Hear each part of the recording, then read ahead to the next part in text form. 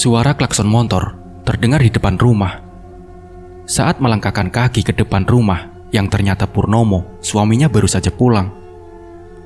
Purnomo lantas duduk di kursi depan rumahnya dan mengeluarkan sebatang rokok yang ia simpan di kantong celananya.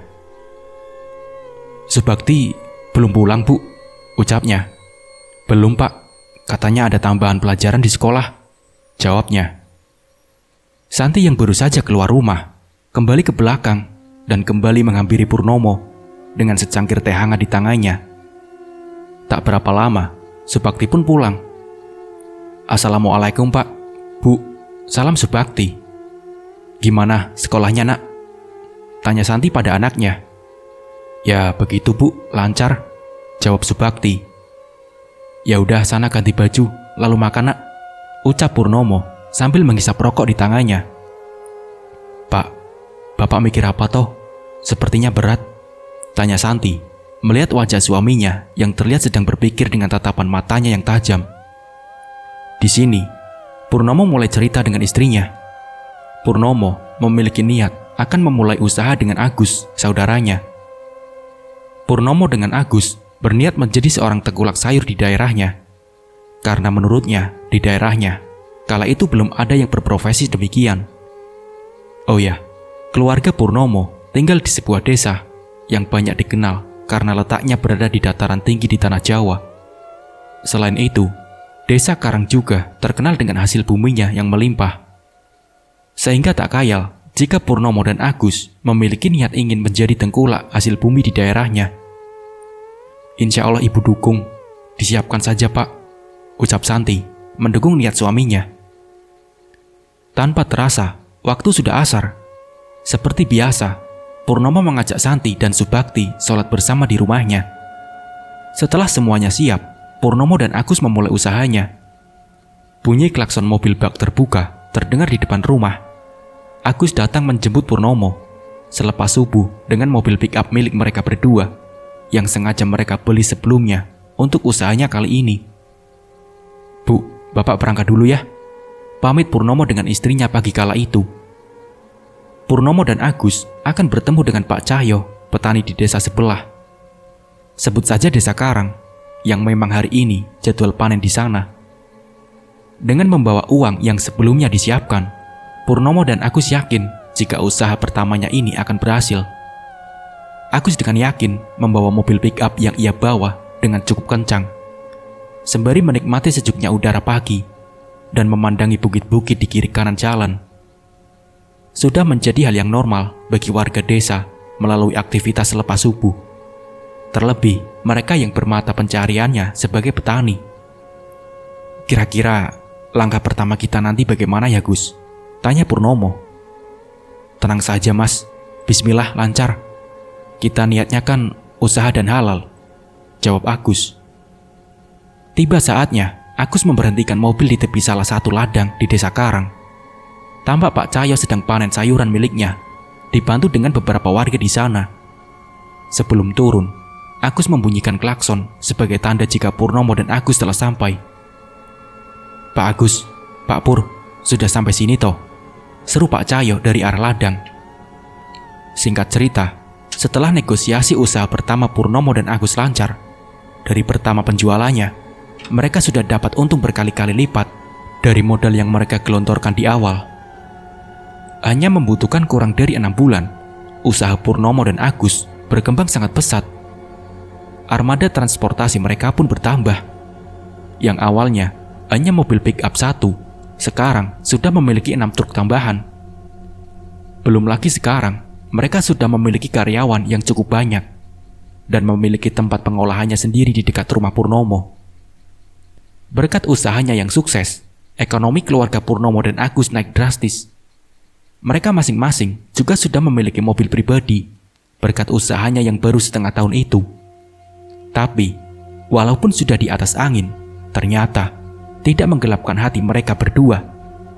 Keluarga Purnomo dan Agus kerap berbagi hartanya dengan anak yatim dan kalangan janda di daerahnya. Tapi, tidak sedang di Indonesia apabila hidup kita tidak ada yang mencibir, walaupun kita sudah berbuat baik semaksimal mungkin. Berkat kesuksesan usahanya yang tak memakan waktu lama, dari sini mulai banyak tetangga dan orang-orang yang mempergunjing mereka berdua.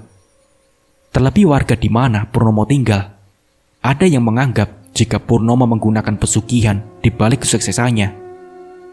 Karena bagi sebagian warga, kesuksesan Purnomo ini tidak wajar, karena tak memakan waktu lama, tapi sudah membuat Purnomo dan Agus hidup berkelimpang harta. Hingga berbulan-bulan kemudian, tiba saatnya Purnomo kembali lagi menyedekahkan hartanya ke anak yatim dan kalangan janda di sekitar rumahnya dibantu istri, anaknya, dan karyawannya.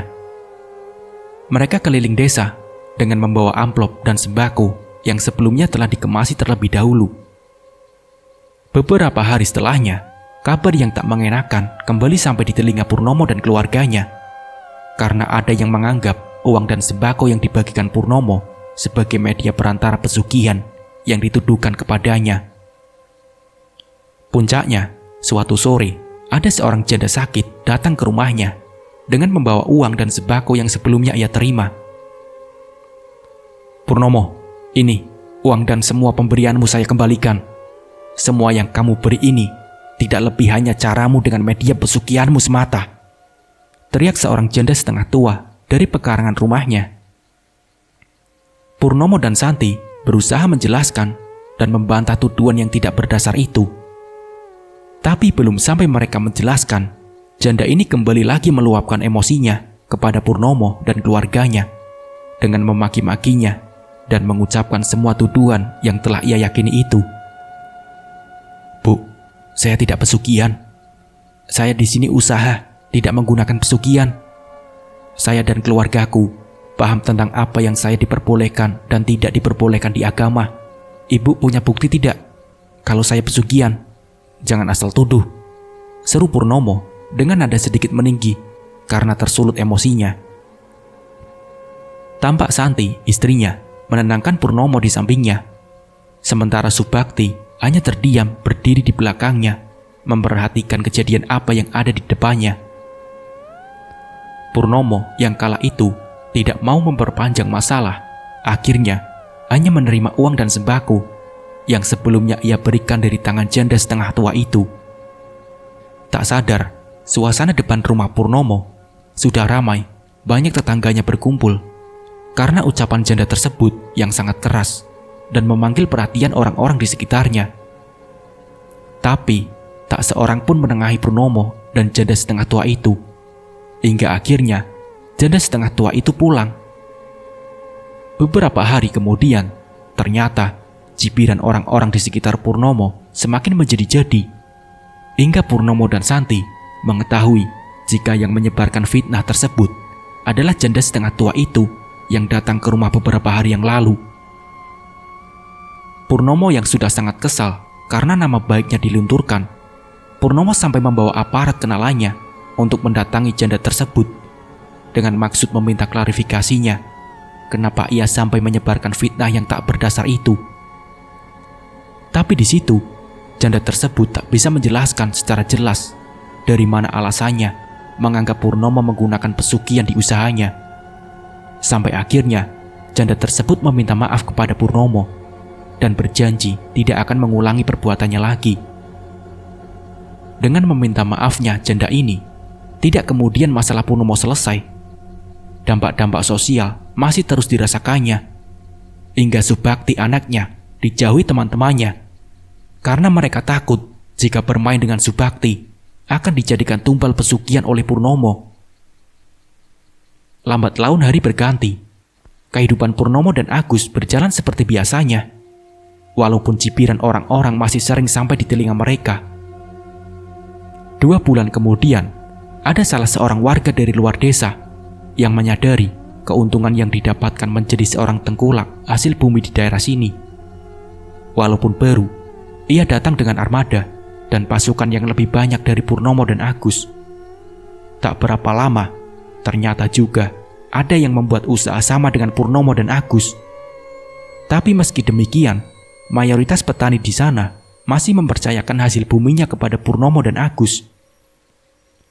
Setelahnya, semua berjalan normal tanpa ada kejanggalan apapun. Meski di hidupnya, Kini Purnomo dan Agus banyak sekali cibiran dari orang-orang di sekitarnya yang iri terhadap pencapaian mereka berdua. Sampai pada suatu malam, Santi masih terjaga di ruang tamu menunggu Purnomo. Ia menyimpan perasaan ganjal malam itu terhadap suaminya. Ditambah, malam itu hujan turun sangat deras. "Assalamualaikum," terdengar salam Purnomo di antara suara hujan sambil mengutuk pintu rumahnya. Santi yang sudah khawatir menunggu langsung membuka pintu rumahnya. "Kok sampai jam segini toh, Pak?" tanya Santi, karena tak biasanya mengetahui Purnomo pulang hingga jam 23.00 malam. Iya Bu, tadi kendaraannya mogok di jalan. Jadi berhenti, benerin dulu di jalan Bu," jawab Purnomo dengan nada yang tampak lelah malam itu. Malam itu, Purnomo langsung istirahat dengan istrinya. Suasana rumah yang biasanya dingin seketika berubah menjadi panas hingga membuat Purnomo yang baru saja tidur kembali bangun. Santi yang merasakan hal yang sama ditambah mendengar suara Purnomo bangun membuatnya bangun juga dari tidurnya. Malam kala itu memang tak seperti biasanya. Malam yang biasanya diselimuti dingin khas dataran tinggi tiba-tiba panas, entah apa sebabnya. "Panas banget sih Pak. Awannya kok berubah jadi gerah seperti ini? Padahal masih hujan," gerutu Santi pada suaminya. Tak berselang lama, Purnomo mendengar ada suara langkah kaki dari atap rumahnya. Purnomo dan Santi saling tatap. Dengan suara apa? Atau ada siapa malam-malam lewat atap rumahnya? Tak berhenti sampai di situ. Suara dentuman keras tiba-tiba juga terdengar dari atap rumah. Seperti ada yang sengaja melempar rumah mereka. "Apa itu Bu? Aku mau keluar cek rumah. Takutnya ada maling yang hendak mencuri di rumah kita Bu," ucap Purnomo kepada istrinya dengan muka tegang. Perlahan tapi pasti, Purnomo melangkahkan kaki keluar rumah. Ia keluar dengan membawa parang dan senter di tangannya. Dengan hati-hati, Purnomo berjalan mengelilingi rumahnya sambil melihat atap rumahnya. Purnomo tidak menemukan apa-apa di atap rumahnya itu selain rintikan hujan yang masih tersisa malam itu. Baru saja melangkahkan kaki saat hendak masuk ke dalam rumah, Purnomo dikagetkan dengan kilatan cahaya datang melewati atas rumahnya. Dengan perasaan takut, Purnomo pun lari dan masuk ke dalam rumah. Purnomo tidak menceritakan pada Santi apa yang dilihatnya di luar rumah tadi. Purnomo dan Santi kembali melanjutkan tidurnya malam itu. Mereka tidak menyadari jika kejadian malam itu adalah awal dari petaka yang akan mendatangi keluarganya. Apalagi malam itu juga bertepatan dengan malam yang disebut sebagai malam Anggoro Kasih. Malam Anggoro Kasih atau malam Selasa Kliwon, malam yang juga disebut sebagai malam Anggoro Kasih, dianggap keramat dan dipercaya dapat menghadirkan para lelembut dengan cepat.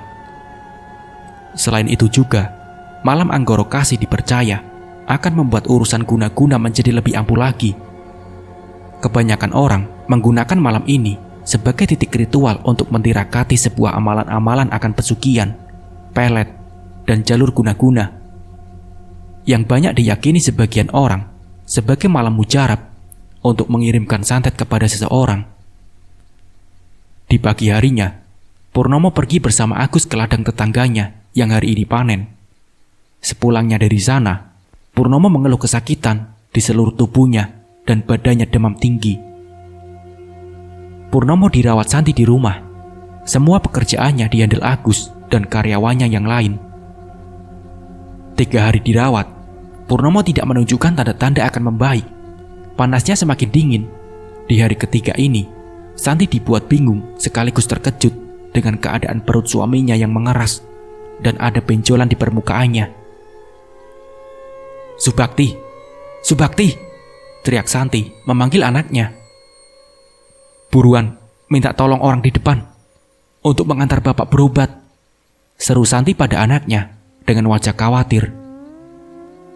Purnomo yang saat itu sadar hanya terdiam melihat istri dan karyawannya mengangkatnya ke dalam mobil untuk dibawa berobat sore hari itu.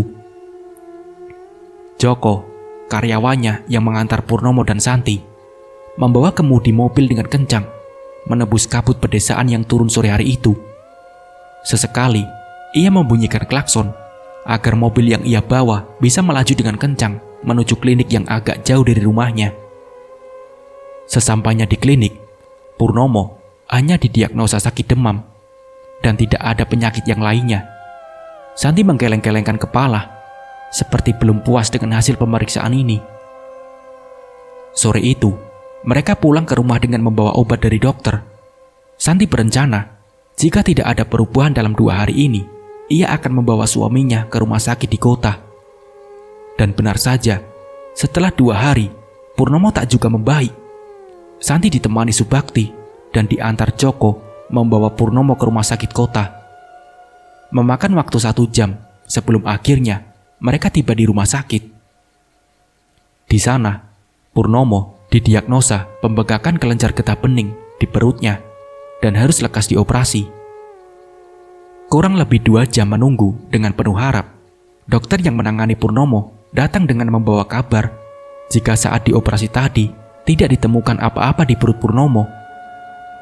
Benjolan kelenjar getah bening yang dimaksud sebelumnya juga tidak ditemukan. Santi menangis mendengar kondisi suaminya. Santi mencoba bertanya sekali lagi dengan dokter tersebut. Barangkali ada kesalahan pemeriksaan atau yang lain. Dokter tersebut kembali menjelaskan sama dengan penjelasannya awal tadi. Setelahnya Purnomo dirawat di sana hingga 3 hari lamanya. Perubahan yang dilihat hanyalah demam Purnomo yang sudah mulai menurun. Tapi perut Purnomo masih belum menunjukkan adanya perubahan. Berita tentang Purnomo akhirnya menyebar di antara keluarga besar Purnomo dan Santi. Sampai di suatu hari, Mbah Manik, orang tua Purnomo, datang menjenguk kondisi anaknya. Mbak Manik dalam kehidupannya ini masih memegang erat budaya kejawen. Tapi anaknya yang bernama Purnomo ini lebih memilih hidup normal seperti orang-orang pada umumnya. Di rumah Purnomo, di samping tubuh Purnomo yang terbujur lemah, Mbak Manik bertanya kepada Purnomo tentang apa saja yang terjadi sebelum dirinya jatuh sakit seperti ini. Di sini Purnomo dibantu Santi menjelaskan semuanya. Di sini juga, Purnomo baru membuka pembicaraan soal kilatan cahaya yang ditemuinya di luar rumah tempo lalu. Itu, ambilkan air putih, pinta Mbah Manik. Mbah Manik meletakkan segelas air putih, pemberian Santi di depannya. Kemudian, Mbah Manik merapalkan doa, entah mantra yang disematkan melalui air putih itu. Minumlah Pur, suruh Mbak Manik pada Purnomo. Penyakitmu ini, itu kiriman dari orang yang tidak terima melihatmu sukses Pur. Dia iri denganmu, ujar Mbak Manik. Siapa yang tega membuat Mas Pur sampai seperti ini Pak? Tanya Santi. Sekarang, jangan berpikir itu dulu. Yang penting kesehatan Purnomo, jawab Mbak Manik. Pur, setelah ini, kamu jangan tidur di ranjang ini. Tidurlah di lantai. Buatlah tempat tidurmu di lantai menggunakan karpet atau tikar. Dan tiap hari, minum air kelapa hijau. Lakukan ini semua hingga 40 hari lamanya. Jangan sekali-kali lupa atau melanggar, tambah Mbak Manik pada Purnomo. Purnomo dan Santi mengangguk mendengar nasihat Mbak Manik. Sejauh ini, banyak masyarakat yang masih meyakini kepercayaan ini. Kepercayaan tentang penangkal atau penyembuh santet dengan cara tidur di tanah atau lantai dan minum air kelapa hijau. Setelah kedatangan Mbak Manik, Purnomo dan Santi rutin melakukan petuahnya. Santi pun menyuruh Subakti untuk ikut melakukan petuahnya, karena ia takut jika santet ini akan menyebar ke anggota keluarga yang lainnya di rumah ini. Setelah melakukan petuah dari Mbak Manik, keadaan Purnomo perlahan pulih. Perutnya yang awalnya keras dan ada benjolan di permukaannya, sekarang sudah kembali ke sedia kala. Oh ya, selama Purnomo sakit dan dalam masa pemulihan, semua pekerjaan dihandle oleh Agus. Dan Purnomo meminta untuk Agus dan semua karyawannya tidak menyebarluaskan kabar tentang jatuh sakitnya Purnomo. Berhari-hari setelah Purnomo sehat, ia kembali beraktivitas seperti biasanya. Tapi ada yang aneh bagi Purnomo. Belakangan, Agus tidak seperti biasanya. dia lebih sering pulang cepat dan lebih murung dari biasanya. Hingga suatu malam, saat Purnomo tengah makan malam dengan keluarganya, ia mendapat kabar dari pesan singkat di HP-nya jika Agus jatuh sakit. Dan menurut kabar yang diterimanya, sakit yang menimpa Agus ini aneh, dan tiba-tiba besoknya Purnomo ke rumah Agus. Ia terkejut melihat kondisi Agus yang lemah dengan wajah yang pucat. Anehnya, perut dari Agus juga keras dan membesar, bahkan lebih parah dari Purnomo kemarin. Purnomo yang sudah curiga kalau ini ada kaitannya dengan santet yang dikirimkan pada tempo lalu, ia kemudian berusaha menyampaikannya kepada istrinya. Namun, istri Agus sama sekali tidak percaya dengan apa yang dikatakan Purnomo. Terlebih memang sebelumnya, ia dan Agus hanya mengetahui jika sakitnya Purnomo tempo lalu hanya sakit biasa, tidak ada kaitannya dengan santet. Titin dibantu saudaranya, tetap berupaya melalui tenaga medis untuk menyembuhkan suaminya. Tapi, tak seorang pun dari dokter yang didatanginya menemukan penyakit yang diderita suaminya itu. Hingga 3-5 kalinya Titin berganti dokter dan rumah sakit, tapi masih saja tidak ditemukan apa penyakit yang diderita Agus. Hingga suatu hari, Titin berinisiatif mengadakan pengajian di rumahnya. Selain berharap kesembuhan untuk suaminya, ini juga dalam rangka menolak bala yang datang pada keluarganya. Usaha Titin di sini berhasil. Agus pun sembuh, tapi kesembuhannya tak bertahan lama. Agus kembali jatuh sakit dan lebih parah dari sebelumnya. Bahkan seluruh badannya sangat susah digerakkan. Titin mulai kehabisan akal. Bagaimana lagi caranya untuk menyembuhkan suami kesayangannya ini? Titin kembali membawa suaminya ke rumah sakit yang lain. Tapi usahanya tetap saja nihil. Tidak ditemukan penyakit apapun di tubuh suaminya. Terhitung sudah hampir 2 bulan lamanya, Agus belum juga sembuh. Titin sudah hampir kehabisan akal untuk menyembuhkan suaminya. Ia ingin meminta pertolongan dari warga di sekitarnya. Tetapi, ia tak ingin penyakit suaminya ini diketahui banyak orang. Hampir sama dengan Purnomo, ibu dari Agus ini juga memiliki kepercayaan kejawen dalam hidupnya. Mbah Latmi, sapaan akrabnya, sengaja diundang oleh Titin untuk membantu menyembuhkan suaminya yang sekaligus anaknya itu. Tapi sebenarnya, Titin masih belum mempercayai hal itu yang berbau magis. Tetapi, dia tidak tahu lagi dengan cara apa untuk menyembuhkan suaminya. Di awal kedatangan Mbah Latmi, ia menyarankan hal yang sama dengan apa yang disarankan Mbah Manik kepada Purnomo. Tetapi, semua itu tidak memberikan dampak sama sekali. Agus masih terbujur lemah tak berdaya. Di pertemuan berikutnya, Mbah Latmi meminta Tuti membawa Agus ke rumahnya yang hanya selisih beberapa desa dari kediamannya. Di situ, Tuti dan Agus diminta langsung ke halaman belakang rumah. Jadi, di belakang rumah Mbah Latmi ini, ada lahan yang kosong yang cukup luas. Di situ sudah ada tungku dengan arang yang terbakar di dalamnya. Dan ada satu orang yang sepertinya adalah orang kepercayaan dari Mbah Latmi. Setibanya di sana, Titin diminta menundukkan Agus dengan bantuannya. Tampak Mbah Latmi berkomunikasi dengan orang kepercayaannya itu. Sebut saja namanya Karman. Tak lama, Karman masuk ke dalam rumah Mbah Latmi dan keluar lagi dengan membawa kedua mainan yang terbuat dari anyaman bambu. Atau orang-orang mengenalnya dengan sebutan kuda lumping atau jatilan. Iya, benar, ajian kuda lumping. Mbah Latmi akan menggunakan kuda lumping untuk menangani Agus. Mbah Latmi menggunakan Karman sebagai medianya atau penarik kuda lumpingnya. Apa yang terjadi nanti, kamu diam aja. Tuti, kamu menjauh sedikit dari Agus. Gus, kamu tahan duduk, diam dulu sementara, ucap Mbah Latmi. Tuti dan Agus hanya mengangguk dan melaksanakan apa yang dikatakan Mbah Latmi. Di antara gelapnya malam, Mbah Latmi memulai ritualnya. Ia terlihat komat kamit merapalkan mantranya. Agus dan Titin mulai ketakutan melihat Mbah Latmi, walaupun ia adalah orang tuanya. Tapi tidak biasanya ia melihatnya dalam kondisi seperti ini. Tak lama kemudian, Karman yang ada di dekatnya mulai kerasukan. Karman mulai memainkan kuda lumpingnya yang tadi diambilnya. Ia menari-nari ke kanan ke kiri sesukanya. Entah apa yang merasuki tubuh Karman. Mbak Latmi terlihat mendekati Karman dan kembali merapalkan mantranya lagi. Dan dari sini, Karman mulai mendekati Agus. Tampak sekali wajah Agus yang ketakutan.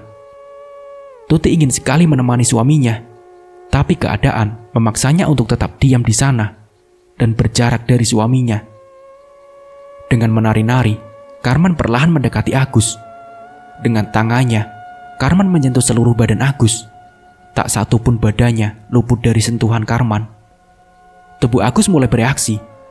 Ia bergemetar hebat saat tubuhnya disentuh Karman. Mbah Latmi yang melihatnya tetap diam dan membiarkan Karman dan Agus.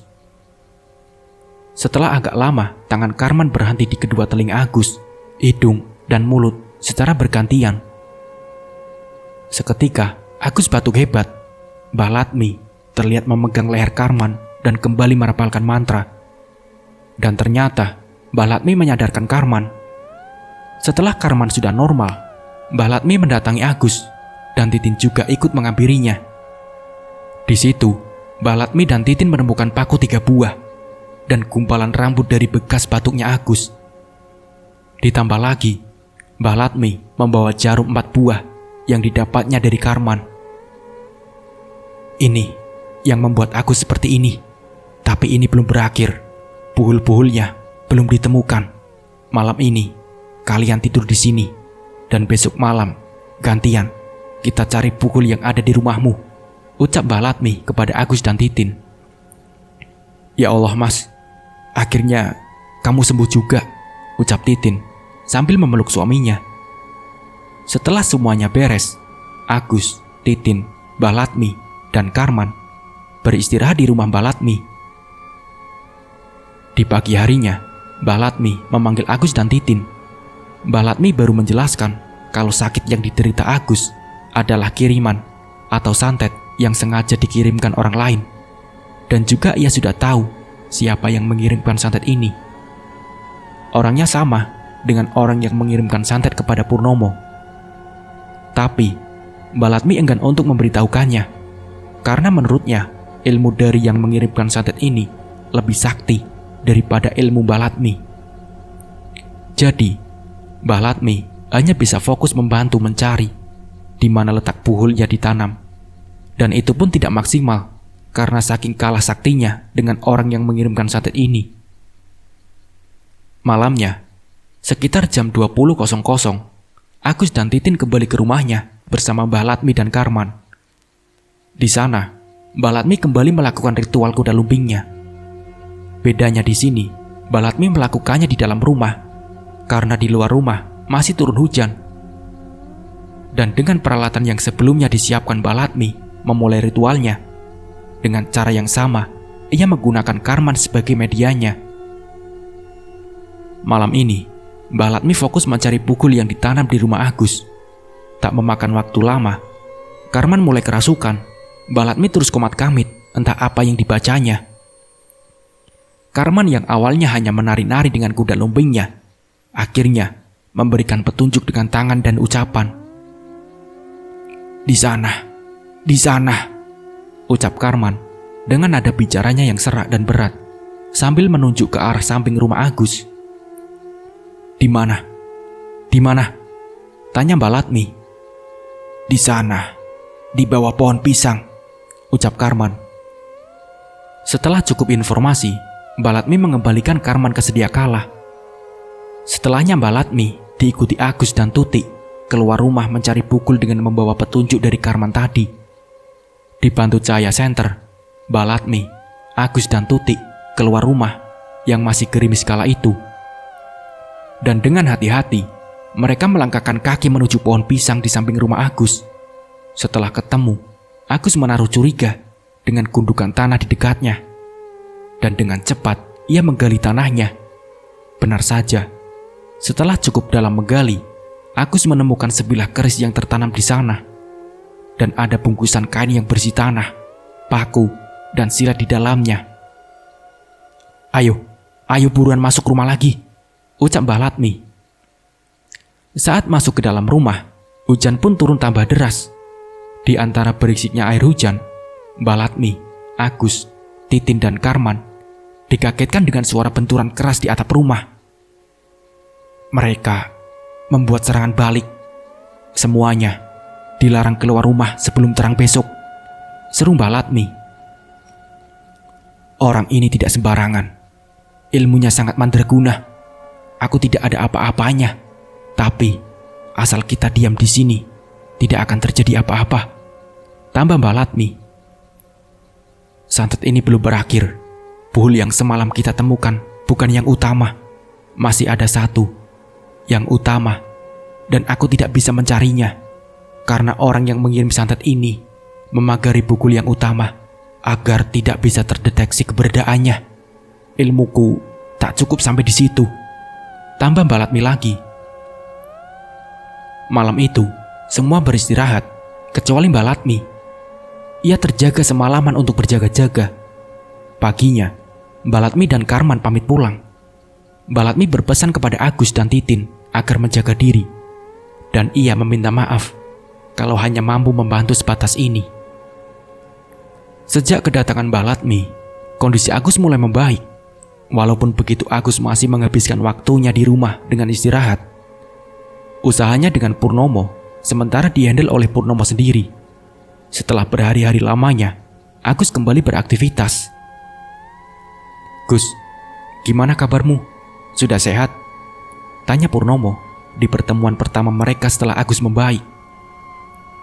Alhamdulillah mas, jawab Agus. Semua kembali normal. Agus dan Purnomo kembali beraktivitas bersama. Bisnisnya pun terus berjalan di tengah persaingan yang semakin kesini semakin banyak. Hingga di suatu hari di malam Jumat, Agus dan Titin sedang makan malam, ditemui hujan lebat disertai angin kencang di luar rumah.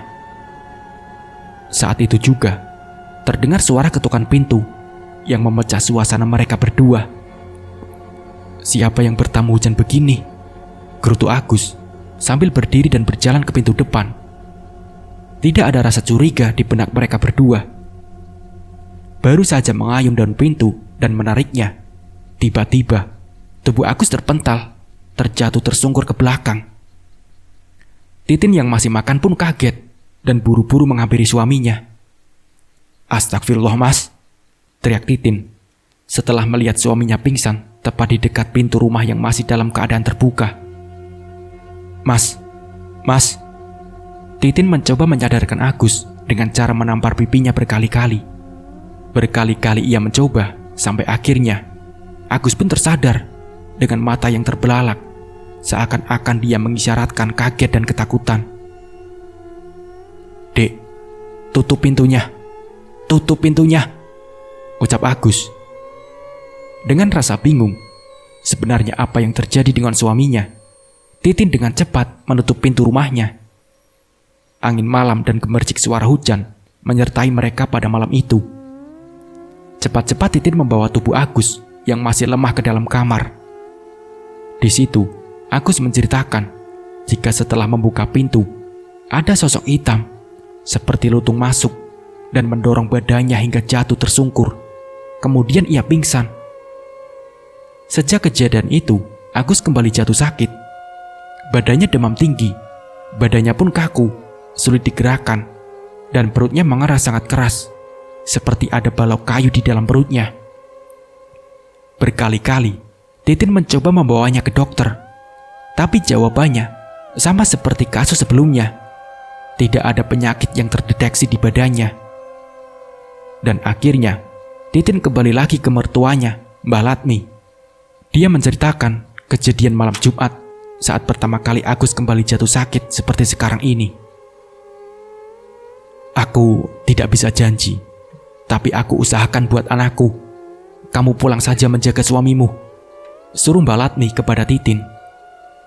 Kala itu hari Minggu, malam Senin, 2 hari setelah kejadian Agus jatuh tersungkur. Dengan seluruh tenaga dan ilmu yang dipunya Mbah Latmi, berusaha menyelamatkan putra laki-lakinya dari serangan santet. Namun apa daya, upaya Mbah Latmi dengan mudah dipatahkan oleh pengirim santet tersebut. 3 hari setelah itu, Agus mengembuskan nafas terakhirnya secara mengenaskan. Ia meninggal di atas tempat tidurnya dengan mata terbelalak, mulutnya menganga, dan perut yang masih mengeras.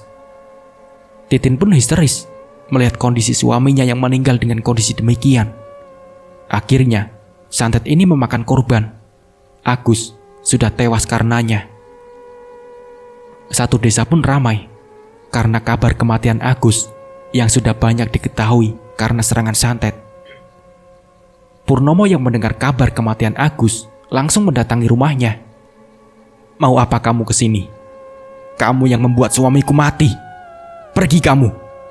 teriak Titin saat Purnomo baru menginjakkan kaki di rumahnya. Suasananya yang awalnya haru seketika berubah tegang karena kedatangan Purnomo.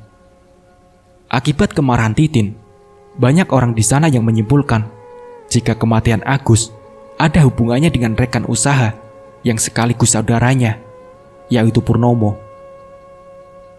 Semenjak kejadian itu, ada kesenjangan antara keluarga Titin dengan Purnomo.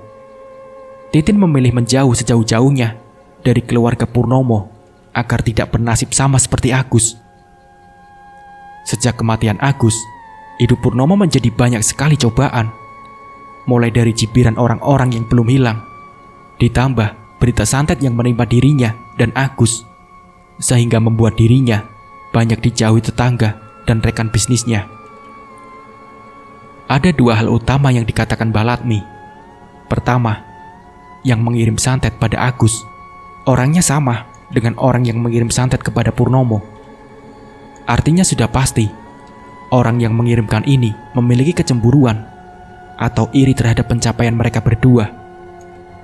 Yang kedua, puhul yang ditemukan Balatmi di rumah Agus itu bukan merupakan yang utama.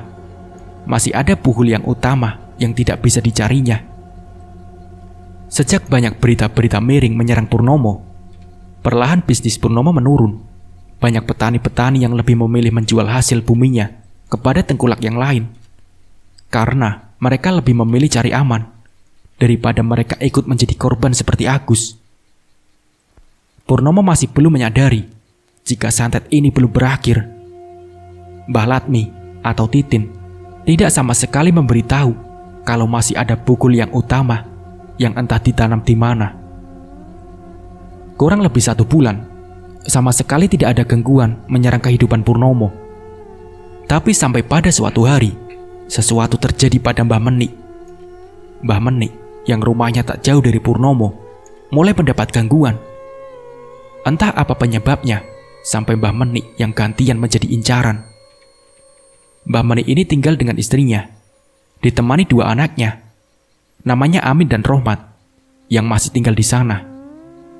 Mereka tinggal di dalam rumah kayu yang memiliki nuansa Jawa kuno dengan bentuk joglo dan pernak-pernik antiknya. Mbah Menik ini sehari-harinya menggarap ladang di ladang milik pribadinya. Suatu hari, Mbah Marsi dan Mbah Menik sedang duduk dalam rumahnya sambil menikmati sejuknya suasana pegunungan yang bisa dirasakan hingga dalam rumah. Mereka duduk sambil menyeruput teh hangat di kursi kayu panjang. Orang di sana menyebutnya kursi congko. Entah saat sudah berapa lama, tiba-tiba saat Mbah Marsi melihat ke arah Mbah Menik, di sampingnya ada makhluk terbungkus kain putih dengan kuncup di kepalanya. Sontak, Mbah Marsi yang melihat memalingkan wajah dan berlari keluar rumah sambil berteriak. Mbah Menik yang bingung mengikutinya di belakang.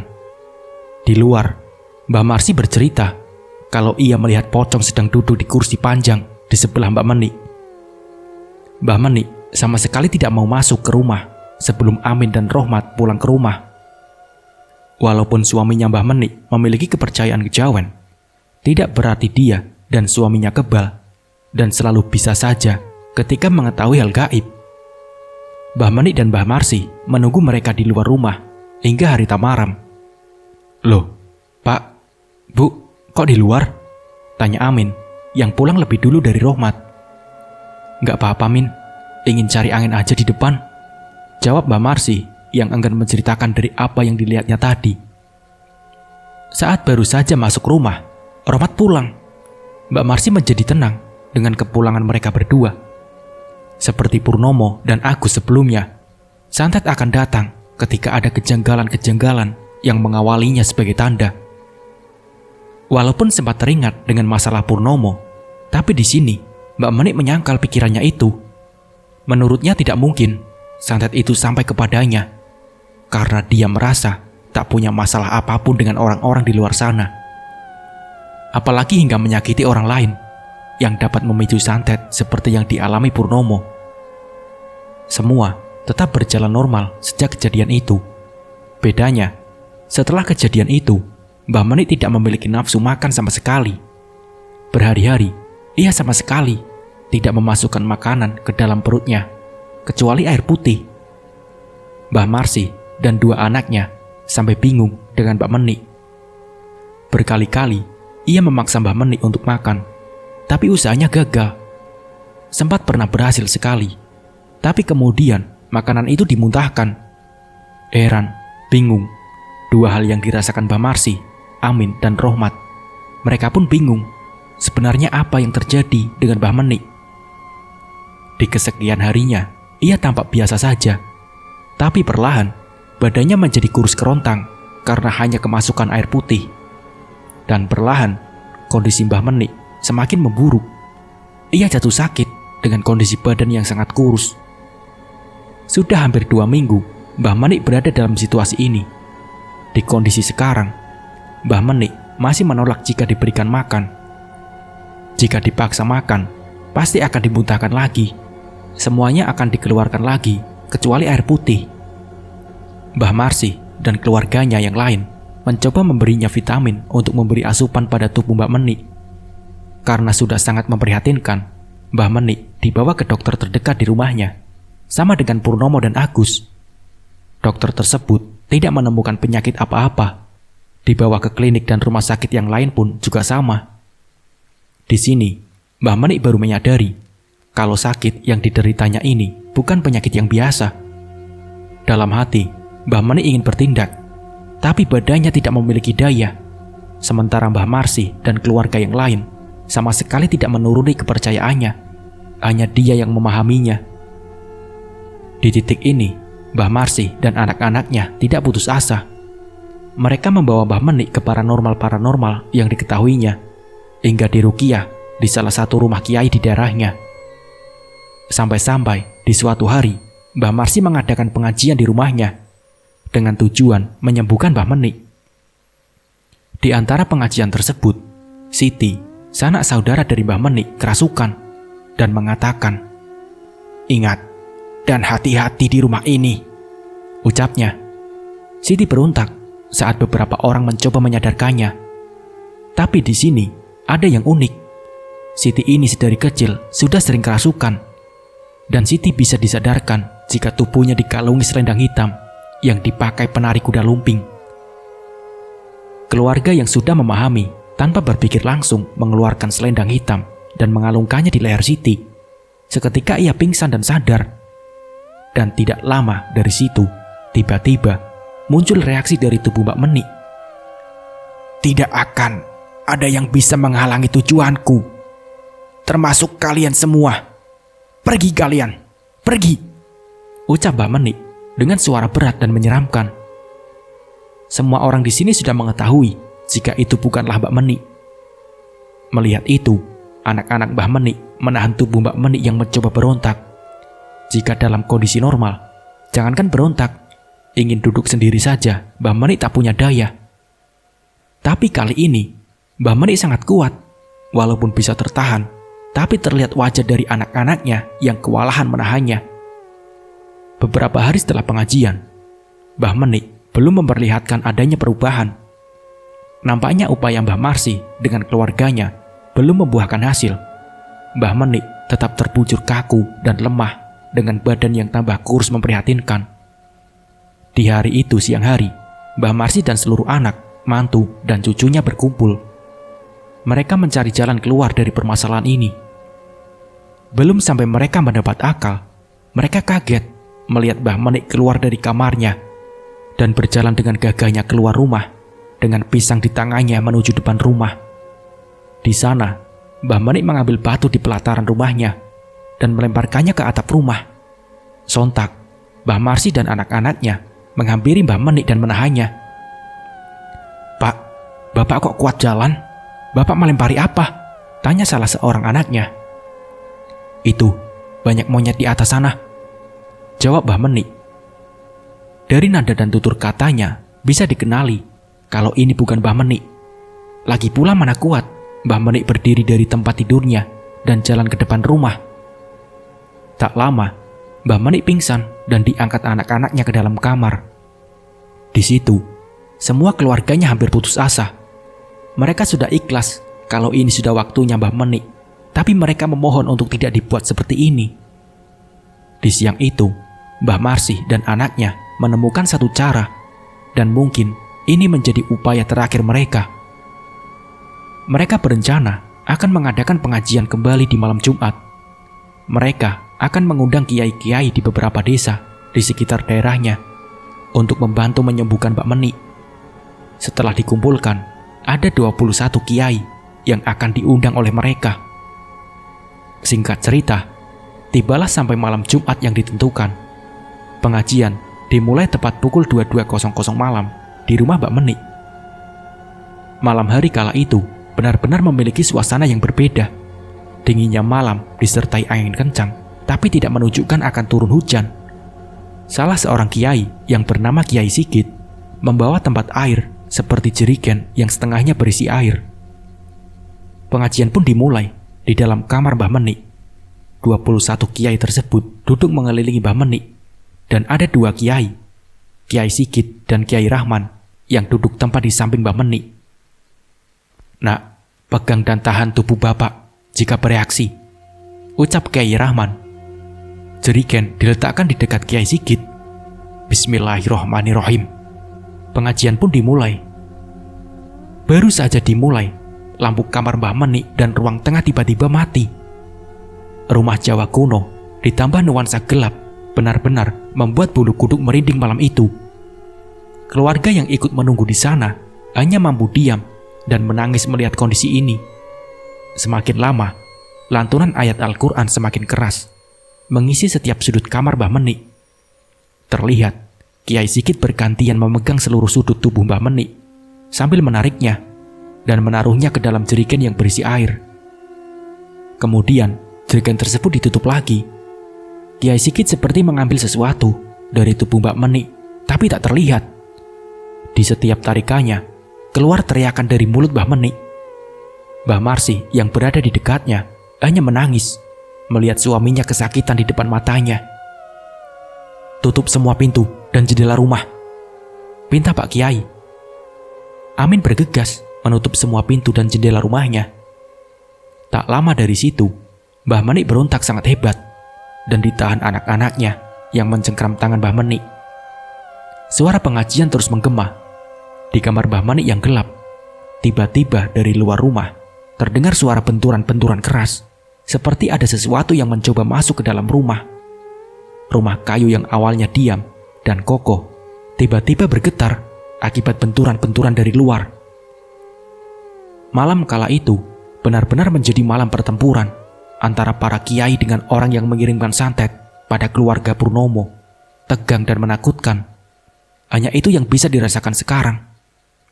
"Astagfirullahaladzim," teriak keluarga Mbah Menik yang menyaksikan kejadian ini. Panas, panas," teriak Mbah Menik sambil berontak.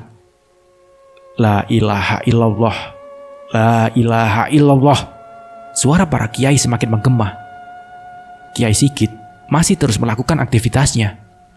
Jerigen di samping Kiai Sigit mulai bergerak-gerak, seakan-akan isi di dalamnya mencoba untuk keluar. Cukup lama para kiai bertahan di posisi ini, sampai akhirnya semua selesai. Suara benturan dan getaran di dalam rumah semuanya menghilang, seiring dengan pengajian yang telah selesai. Mbah Menik juga terlihat tidur di atas tempat tidurnya. Yang di dalam sini adalah yang membuat Mbah Menik seperti ini.